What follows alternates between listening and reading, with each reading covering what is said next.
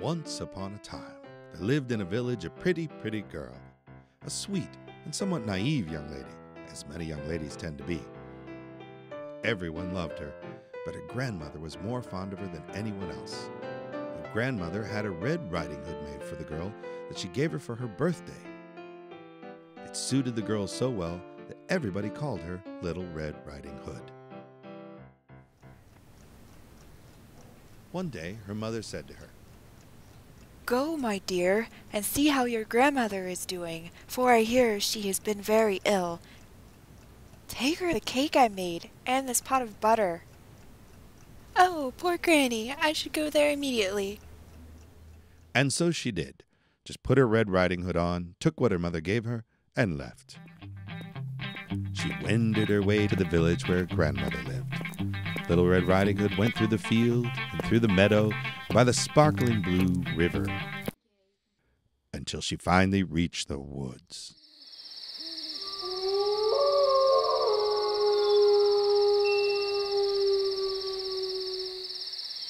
At first, Little Red Riding Hood was afraid to go through the woods alone. She remembered that her grandmother warned her that some creatures who live there may seem nice and friendly, but are cruel and dangerous in reality. But then she decided that her grandmother was just too cautious. So she made her way into the woods.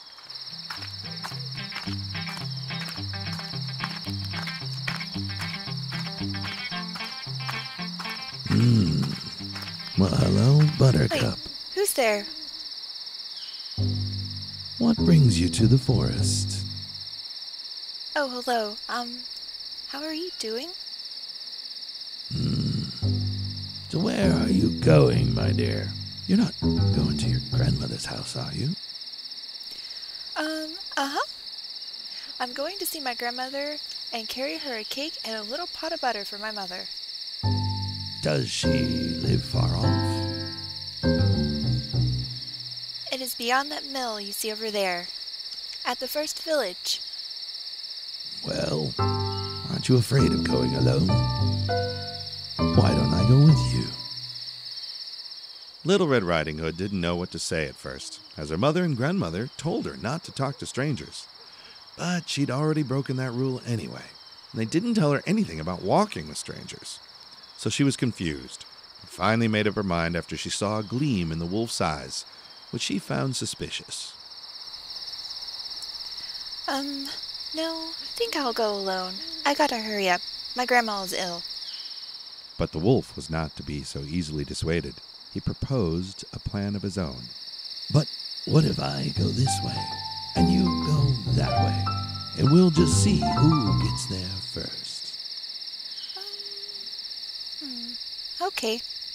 Said Little Red Riding Hood, thinking that the problem was solved as they would go there separately. And that was exactly what the wolf wanted. He ran as fast as he could, taking the shortest path. He reached the grandmother's house long before Little Red Riding Hood. Who's there?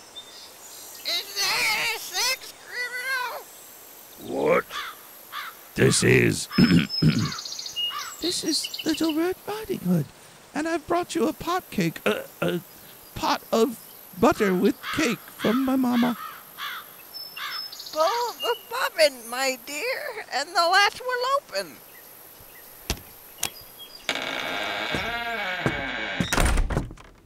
Oh, no!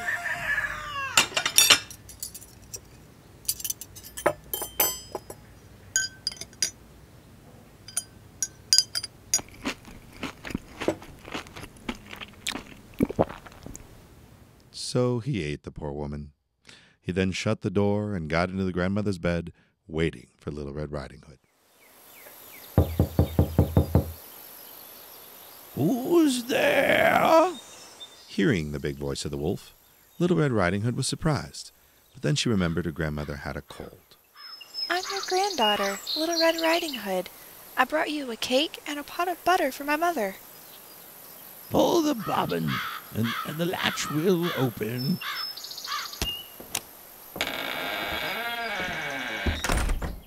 Meanwhile, the wolf hid himself under the bed sheets. Oh, put the cake and the pot of butter on the table, my dear. And come closer. I want to get a look at you. Grandmother, what big arms you have. All the better to hug you with, my dear. Grandmother, what big legs you have. And furry. All the better to run with, my child. Grandmother, what big ears you have. Oh, all the better to hear you with, my child. Grandmother, what big eyes you have. All the better to see you with, my child. Grandmother, what big teeth you have. All the better to eat you up with. And saying these words, the wicked wolf fell upon Little Red Riding Hood and ate her all up.